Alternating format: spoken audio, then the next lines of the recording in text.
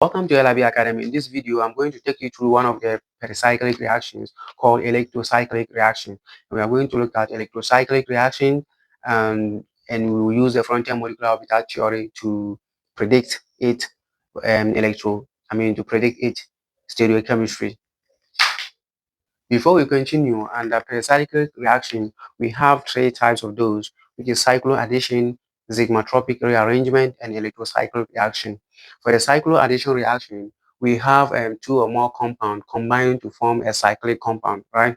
And for the sigmatropic rearrangement, this involves the breaking of a sigma bond and forming it somewhere else, as the name applies, sigmatropic. So, and the electrocyclic one is the conversion of a pi bond to a sigma bond. And I have videos on those two, so you can check them out. And for the frontier molecular orbital theory too, you can also check that out, which will help in the determination of stereochemistry of pericyclic reactions. So, like I said earlier, for electrocyclic reaction, we are going to convert a pi bond into a sigma bond. So, at the end of the day, if we have a conjugated system which contains about, let's say, three pi bonds, this is a pi bond, this is a pi bond, and this is a pi bond. Generally, when we have a double bond, one is a sigma bond and one is a pi bond. And when we have a three bond, the two are pi bonds and the one in the middle is the sigma bond. Or generally, one is a sigma bond and the remaining two are pi bonds. So let's focus on this. If we have a conjugated system or conjugated alkene, a conjugated alkene because we have the double bonds alternating with a single bond, right? So double bond, single bond, double bond, single bond. So this is a conjugated alkene. So if this is to undergo as an electrocyclic reaction, at the end of the day, we are going to lose one of the pi bond. That is what I want you to know now, and it will be remaining two pi bond. If we have five pi bond, at the end of the day, we will lose one remaining four. Six pi bond, at the end of the day, we will lose one remaining five, and that one is what we are going to use to form the sigma bond.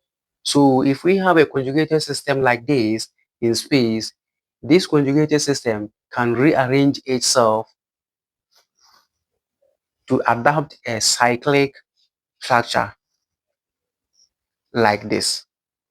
So if this cyclic structure is adapted, then there's a high probability that this cyclic structure is going to undergo an electrocyclic reaction. So how is this going to happen? The conjugated pi system, electron system, is going to rearrange itself to form a new sigma bond. For illustration sake, let's see how the bonds are going to be alternated. So this bond is going to move to this side. So when this bond moves to this side, it's going to form a double bond here. And this bond is going to move to that side to form a double bond there. And this bond is going to move to this side to form a new sigma bond. So we see at the end of the day, we are converting our pi bond to a sigma bond. And that is what will lead us to we getting two pi bonds at the end of the day, because one of the pi bond is converted to a sigma bond. And don't forget, this reaction takes place under certain conditions, and we'll be looking at those conditions too. So at the end of the day, you could see that we are going to get our product like this. So since we have this pi bond moving to this side, and this moving to that side, and this one moving to this side to form a new sigma bond, we are going to get a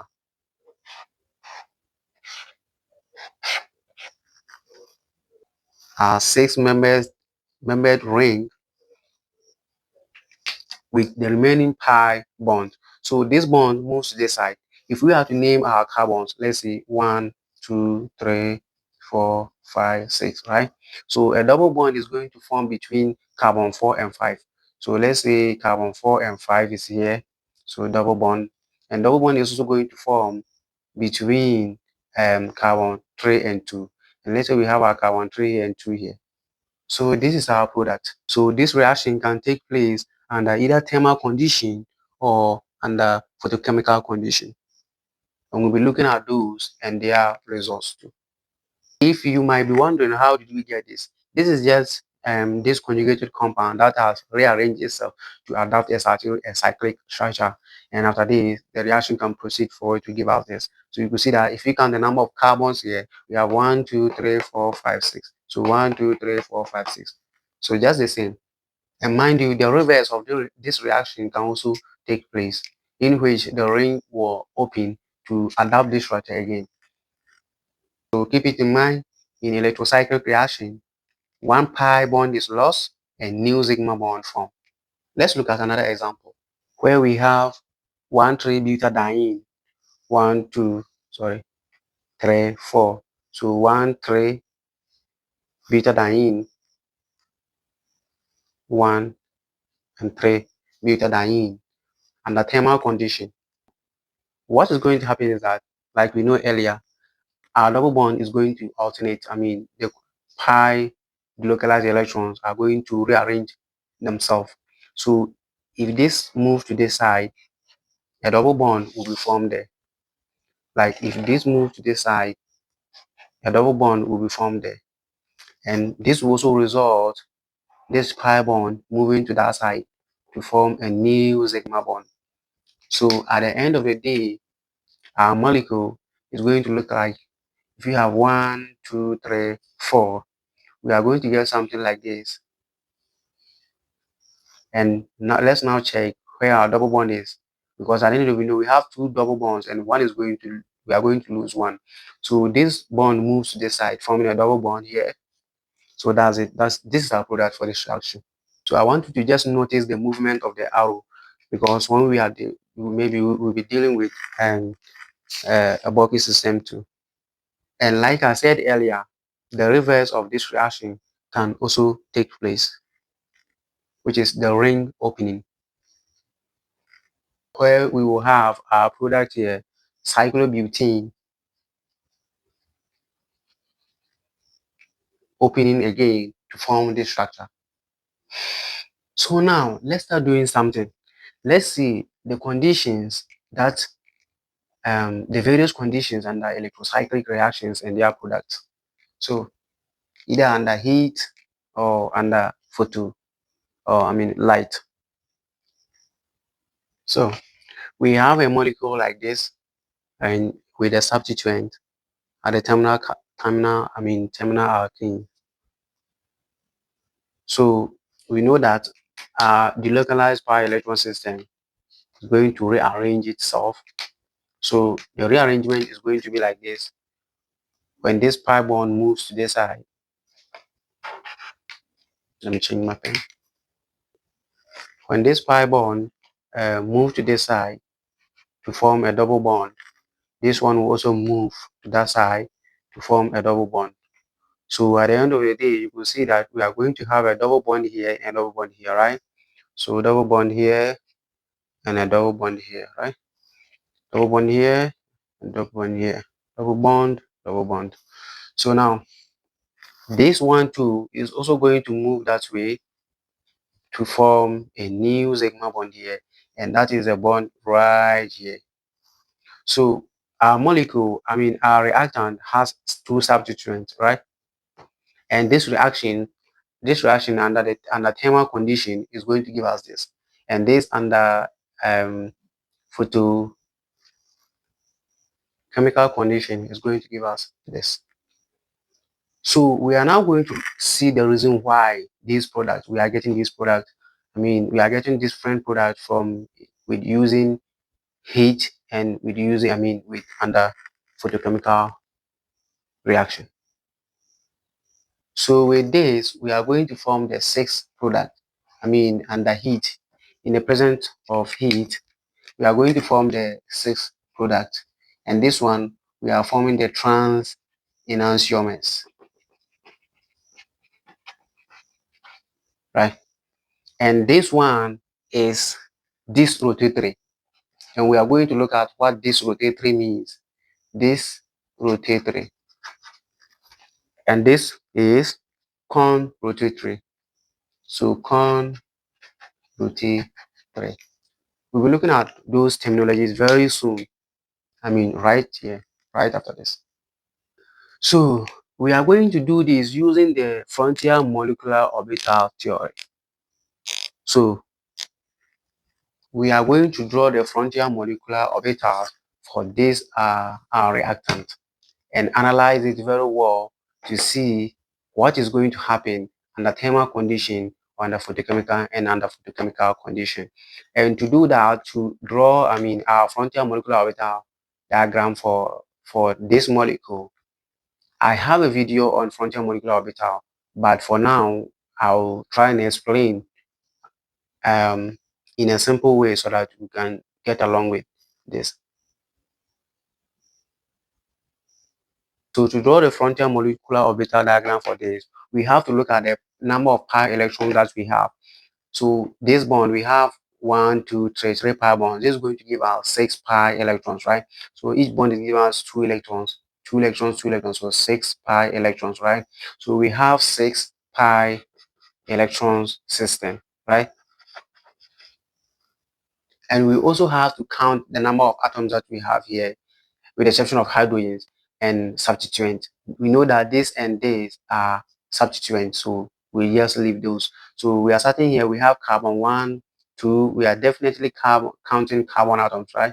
Because those contain p orbitals. So 1, 2, 3, 4, 5, 6, right? We have 6 carbon atoms. So as far the moment you know your number of pi electrons, that is definitely going to be the number of atoms that are also present generally. And from the molecular orbital theory too, we know that when two atomic orbitals come together, they will form two molecular orbitals, right? So 6 atomic orbitals coming together are also going to form 6 molecular orbitals. So let's do that. So we are going to have something like this. So we have 6 atoms. Let's start drawing our atomic orbitals. 1, 2, 3, 4, 5, 6. Let's do for the rest of the molecular orbitals. So this is now what we have. And what we have to indicate to again is where our electrons going to lie. 1, 2, 3, 4, 5, 6. And now we also have to indicate our nodes. This is just something automatic that you have to do. And the node, we will start numbering from the bottom to the top from 0. Like we start numbering from 0 to the top. So we also have to indicate our energy diagram, but this is not necessary here since we are just want to analyze the stereochemistry of our molecule right here. But let's do that. So let's say our node is going to be 0, 1, 2, 3, 4, 5. I'm trying to make everything short so that we'll be able to get our video in short length. So the node here, the highest or the stable orbital in which the lobes are, the phases, um, the most stable conformation will have 0 node. So all the p orbitals are in phase. So we are going to say this, all of them are in phase. So we shade all of them the same direction, that is with 0 node. And for the second one, we have 1 node, right? So we just divide the molecules into 2, the molecular orbital into 2. And these will be in phase, and that these 3 will be in phase, and these 3 will also be in phase, right? And from here we have 2 nodes, right? So 2 nodes, we just have to divide the molecule into, let's say, so 2 nodes, you can bring a node here and a node here, right? So now these 2 will be in phase, these 2 also be in phase, and these 2 also be in phase. But before we start shading our orbitals. So what I recommend is that we have to throw our electrons first, the number of electrons that we have in the system first.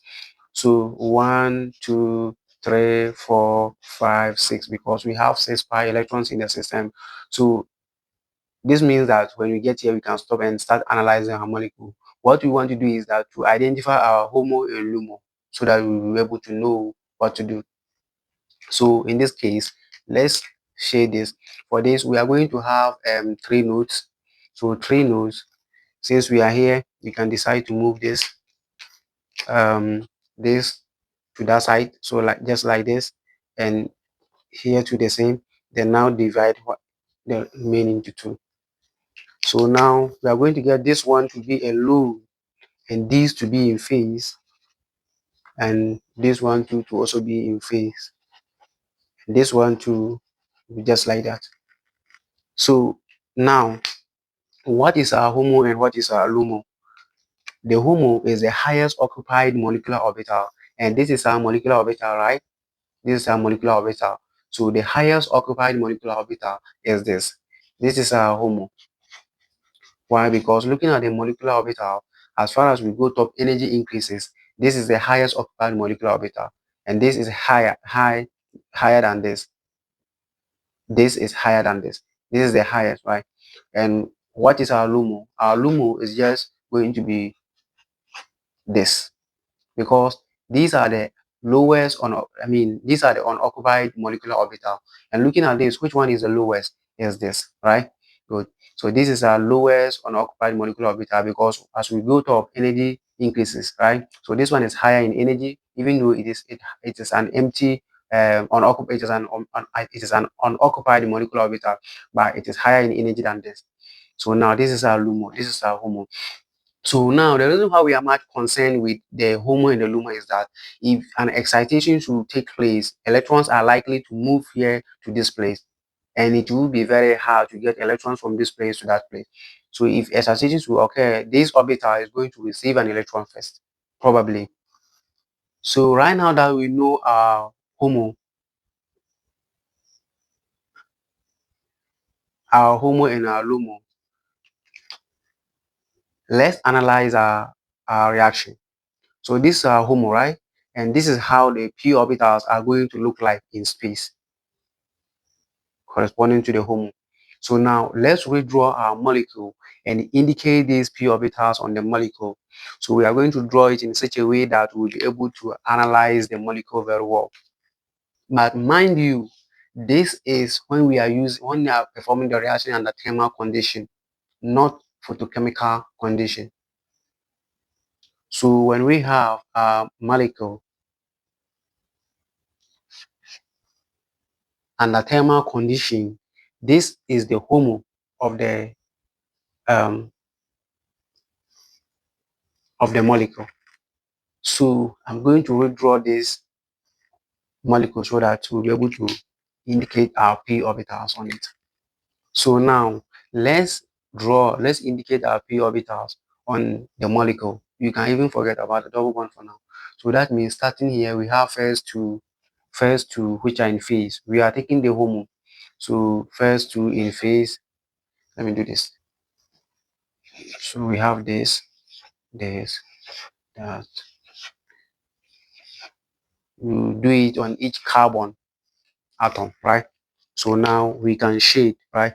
We have the first two in phase, this and that are in phase. We have this in phase, and the other two also in phase, and the last two in phase, right? So top. So now this is where we are looking at our terminal carbons, how they are going to interact to detect the product of our reaction. Now that we have the terminal of this molecule, the p orbitals are the terminal of this molecule, they are all in phase. So if these orbitals will arrange themselves to form a constructive overlap, to overlap constructively to form a bond, then this one, the probability for then is this one to move this side, right? And this one to also move that side, so that they will come and overlap. So red and red will overlap, right? So it means we have to get this one to move clockwise and counterclockwise, right?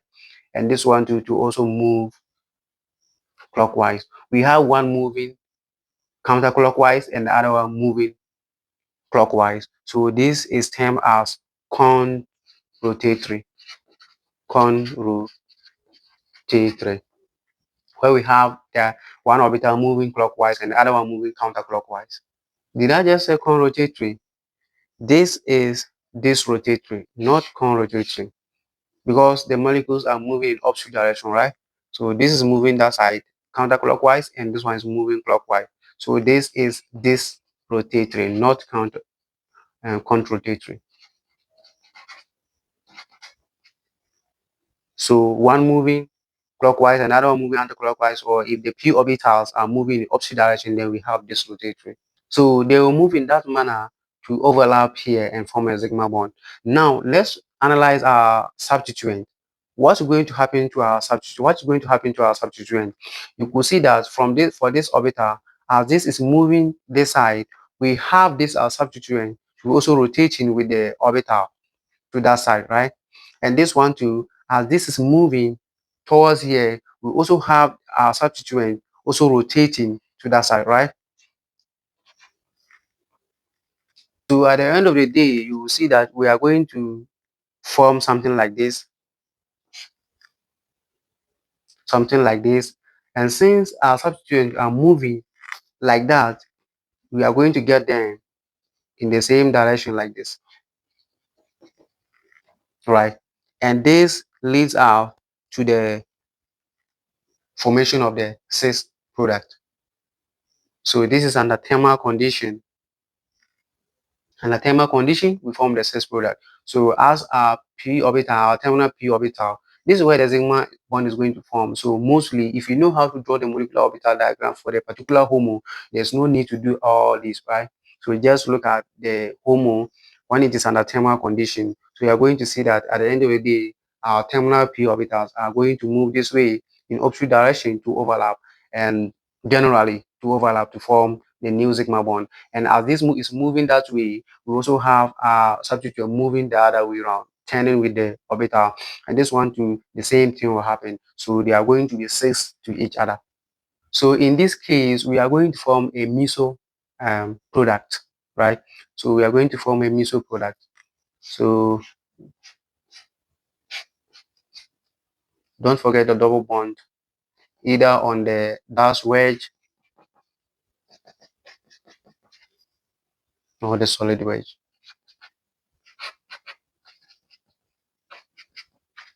So under thermal condition, this is how our orbital is going to look like. This is what led us to the formation of the cis product, and the rotation of the terminal orbital are disrotatory. Disrotatory means that they are moving in opposite direction. Why opposite direction? Because the possible way for them to overlap is for this to move counterclockwise and this to move clockwise, so that they will come and collide here, right? Head on. And we know that sigma bond formation is the overlap of two atomic orbitals along the internuclear axis. That's right here. So now that we've looked at our reactions under thermal condition, what is going to happen under photochemical condition? Under photochemical condition, in the presence of light, our molecular orbital is going to change. There will be an excitation. So electron will move from the HOMO to the LUMO. So one electron is going to move here to the HOMO. So in this case now, our HOMO now becomes this, and our LUMO becomes this. Why? Because if we are now looking at this molecular orbital, where is our highest occupied molecular orbital? Even though we have two electrons here, now this molecular orbital has one electron, because one electron moves here to this plane. So which of these is higher in energy? It's definitely going to be this, right? So it doesn't matter, it has one electron. This is the one highest in energy. So highest occupied molecular orbital is this. And this one becomes our LUMO, our lowest unoccupied molecular orbital. So now what we are going to do is that this um, molecule under for the chemical condition, we are going to look at the product of this, the stereochemistry of this. So, like we said earlier, under photochemical condition, there's going to be an excitation. So this one is going to become, the LUMO becomes our HOMO, right? I hope this one is clear. And this is now our LUMO. And we are not going to take our LUMO. We are always interested in the HOMO, right? Even though we look at the LUMO and the HOMO, but the HOMO is the one that we are much concerned with. Yeah. So now let's draw our molecule as we did firstly to detect the stereochemistry of it. So CH3 and then C here, H3 here, double bond, right? So let's now indicate our p orbitals. Yeah, we are going to shade, right? So like I said here, this is no more our HOMO, this is our HOMO, right?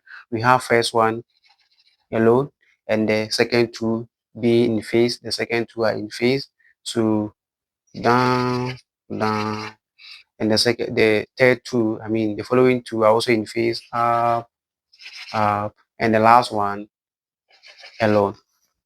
So what are we seeing here? Now we have our orbitals at the terminal carbon to be opposite to each other, right? So what is a possible way that these orbitals, two orbitals, can overlap to form a sigma bond here? You could say that for them to overlap, if this will move this way and this will move this way, they are going to, I mean, form an anti-bond, right? So this empty orbital coming to overlap. So the possible way is for this to move this way and this to move that way, right? So now observe this movement clearly. This is moving clockwise, right? And this one is also moving clockwise, right? Good. So this is what we call conrotatory. We have the orbitals, both of the orbitals moving clockwise. There can be a situation where we have them moving counterclockwise. It's the same called conrotatory. If like we shaded the lobes up here and down here, so this one will have to move this way, which is counterclockwise, and this one we also have, I mean, this one will also have to move that way, which is counterclockwise for them to meet. So this is conrotatory. So at the end of the day, they will overlap here to form a sigma bond. Now let's look at our substituent, which we are much interested in. What is going to happen to our substituent? So you could see that as this one is moving this side, what's going to happen to our substituent here?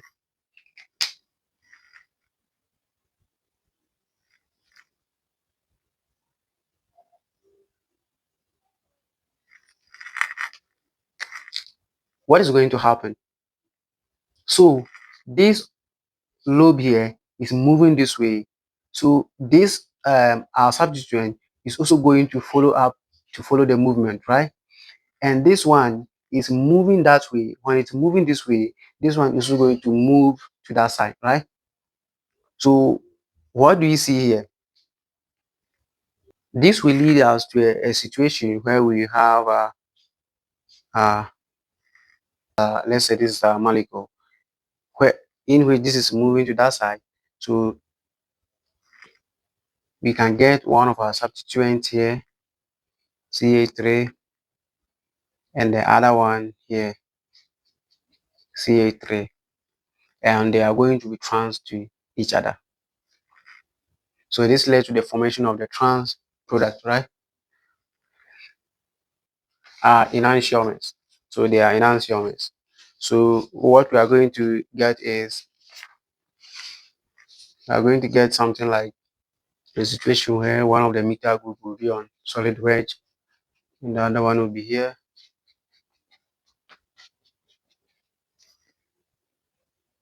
Yes. So this is our product. So now that we know our product under thermal condition and photochemical condition, what we know is that we are looking at the molecular orbital theory, the frontier molecular orbital theory. Once we detect our HOMO and we are going to look at the terminals of our p orbitals, just knowing the terminals of our p orbital, if you know how to draw it, you don't, I mean, there's no need to draw everything, right? Terminal of the p orbital, I mean, of the p orbitals are the terminal carbons. So the p orbitals of the terminal carbons, that is what we are going to look and see how possible they can form and they can rotate to form a constructive overlap. So after that, just go ahead to predict the product of our reaction. Don't forget to learn the frontier molecular orbital theory. I have a video on it too, so that in case you find a huge conjugated system, you won't find any difficulties in drawing it. So this is how to use the frontier molecular orbital theory to prove the product of your reaction, either under thermal condition or under photochemical condition. So now I believe that we now know the reason why we got these products, right? Good. So let's continue and look and solve some few problems. So predict the product of the following electrocyclic reaction. So how can we predict the product of these reactions? Well, one thing we have to know is before predicting the product of this reaction is the condition of the reaction. The condition of the reaction, and for how the product is going to form, we know that for the product to form, we know that since it is electrocyclic reaction, we are going to use one of the pi bond to form a sigma bond. Definitely right here. But how is the stereochemistry of our product going to look like? So there is a certain rule that we have to know from Woodhoff-Mann's rule. So if we have 4n pi electron system and 4n plus 2 pi electron system, the result that we are going to get are this. So for 4n pi electron system, under thermal condition, we are going to get conrotatory, and under photochemical condition, we are going to get disrotatory. So here too, under thermal condition, we are going to get this, and here conrotatory. And we know when we have conrotatory, what is the stereochemistry for conrotatory? We know for conrotatory, we are going to form trans, right? Trans, yes. Like what we did earlier, we know for conrotatory, we got trans. And for this, as the name this, it sounds like cis, right? Cis. So we're going to find the cis product, right? Good. So now what we have to do is to look at our molecule. Is it the 4n pi delocalized electron system or the 4n plus 2 pi delocalized electron system? And how do we know if it is the 4n pi delocalized electron system or 4n plus 2 pi delocalized electron system? So now let's looking at our 4n here. Let's n start from 1 by indicating multiples of 4, right? So if n is 1, we are going to get 4, right? So we can have 4 pi delocalized electron systems, which means 2 bonds, right? 2 double bonds in the system. So if n is 2, we are going to have 4 by 2, right? Which is going to give us 8 electron delocalized electron system. So which means we are going to get how do you say? We are going to get 8 double bonds in the system, right? So 1n here, let's take it to be multiplied by 1, indicating like multiples of 4. We are going to get an electron system that is a multiple of 4 as far as 4n is in concern. So if you look at your electron system, is it a multiple of 4 or is it a multiple of 4n plus 2? For 4n plus 2, when n is 1, we are going to get 4 plus 2, which is going to give us 6 electron system, right? When n is 2, we are going to get 8 plus 2, which is 10 electron system, right? When n is 3, we are going to form 12 plus 2, which is going to be 14 electron system. So that is how you can apply this. So now that we know this, let's try analyzing our molecule. In this molecule, how many electrons we have? Pi delocalized electrons we have. So we have 2, 4, 5, 6, 7, 8, right? You will see that it is 8. When you have 8, you will see that it's a multiple of 4. 8 is a multiple of 4, right? So 4 by 2 is going to give you 8, right? Since 8 is a multiple of 4, that means we have the 4n delocalized system. Do you get that? If it happens to be 10, then you could see that we have additional 2 adding to a multiple of 4. 12, you will see that we have additional 2 adding to a multiple, then you will say that it is 4n plus 2 pi delocalized electron system. So let's go ahead. Now that we know this is a 4n delocalized electron system, let's go ahead and detect our result. So we have our 4n, so we start on 4n pi delocalized system, and then what else again? The reactions is under photochemical condition, right? Photochemical condition. So we are going to form the disrotatory form. And we know this is going to give out the sixth product. And the sixth product is just a meso compound, right? Good. So let's do that.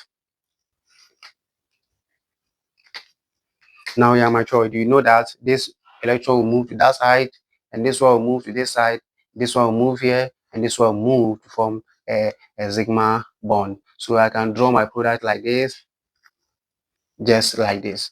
So you see that this electron move to that side.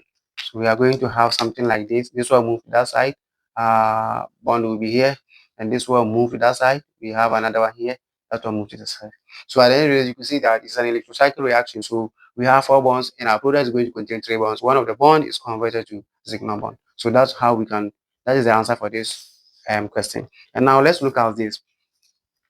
What electron system do we have here? We have 2 bonds, which means 4 electron system, right? Which means n is 1, 4 is a multiple of 4, right?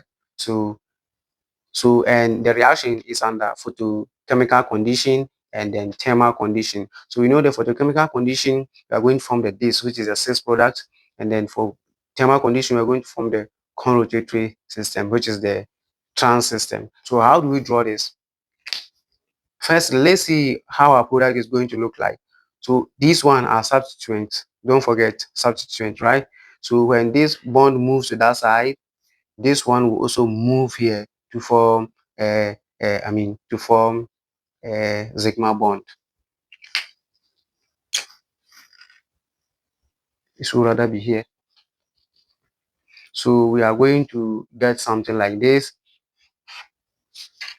Something like this.